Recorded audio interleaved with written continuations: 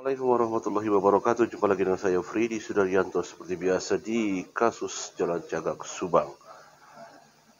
Apakah saudara Ramdhanu yang sekarang sudah jadi tersangka dulu di awal-awal, apakah Danu pernah curhat sama seseorang? Pasti kalau kita lihat kronologis di TKP bahwa Ramdhanu adalah seorang pelaku eksekutor ataupun yang ikut di dalamnya, maka kita akan bisa membayangkan bagaimana awal-awal Ramdhanu di masa-masa awal. Di hari pertama, di hari kedua, hari ketiga, di minggu pertama, ya. Itu pasti ada sesuatu yang beban di pikiran. Pasti, ya. Pasti ada kepikiran, kemudian harus bagaimana, harus melarikan diri kah, atau harus bagaimana, ya. Nah, kemudian adakah orang di sana yang memberikan motivasi, memberikan atau apapun lah yang memberikan penerangan-penerangan kepada saudara Ramdhanu harus bagaimana. Kita ketahui di awal-awal, di bulan-bulan awal, Ramdhanu belum mendapatkan pendampingan hukum.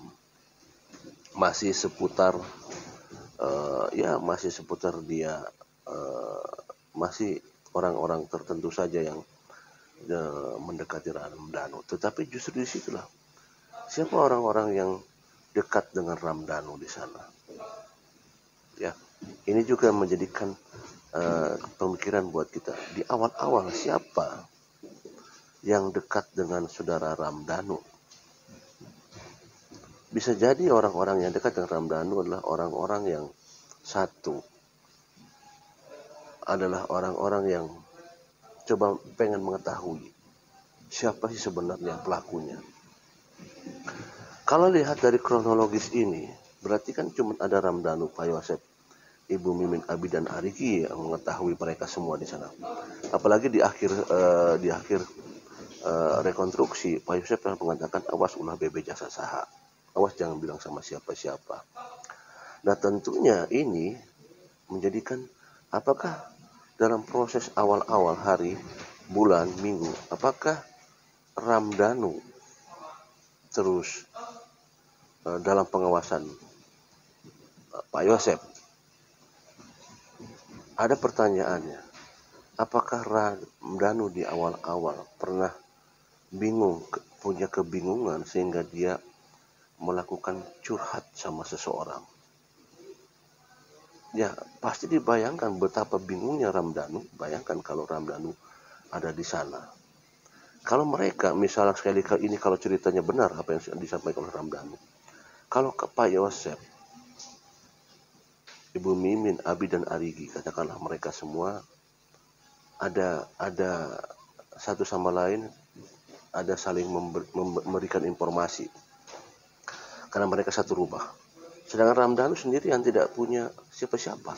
Dalam artian karena tidak ada yang tahu bahwa Ramdhanu sudah melakukan itu. Termasuk orang tuanya juga tidak tahu. Ya, bibi-bibinya tidak tahu, uwa-uwanya tidak tahu, ya. Ramdhanu sudah melakukan itu. Siapa ya? Nggak ada yang tahu semuanya.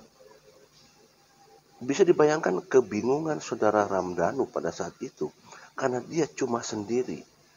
Ya, kalau Ibu Mimin bisa ngobrol sama Abi, ya, bisa ngobrol sama Pak Yosep. Ranu sama siapa ngobrolnya?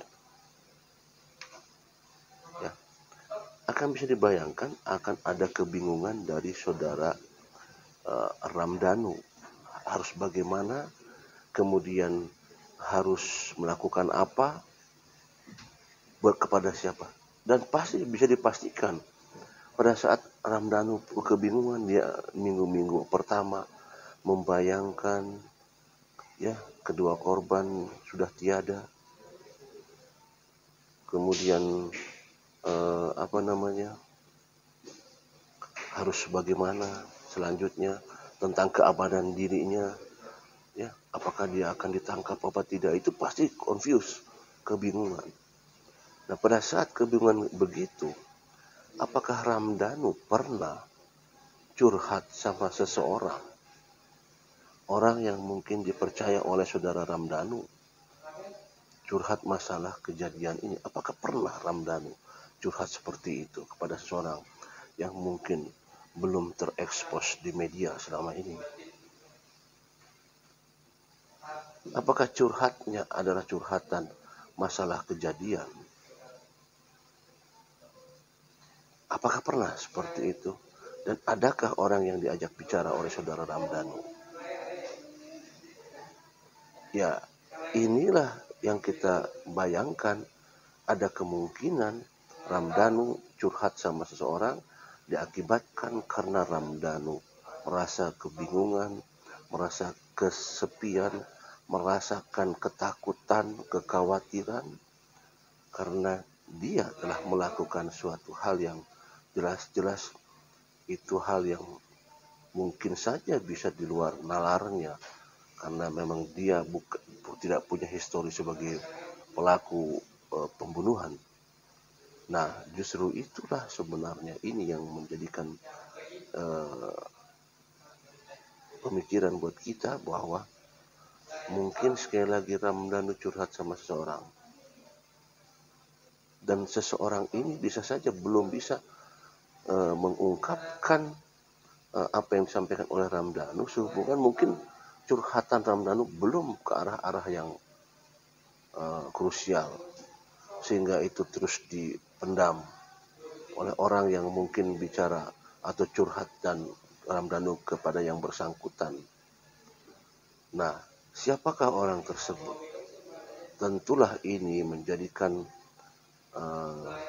kita akan cari tahu siapa orang yang diajak bicara Ramdhanu di awal-awal bulan, di awal-awal Ramdhanu dalam kesepian, kekhawatiran, ketakutan.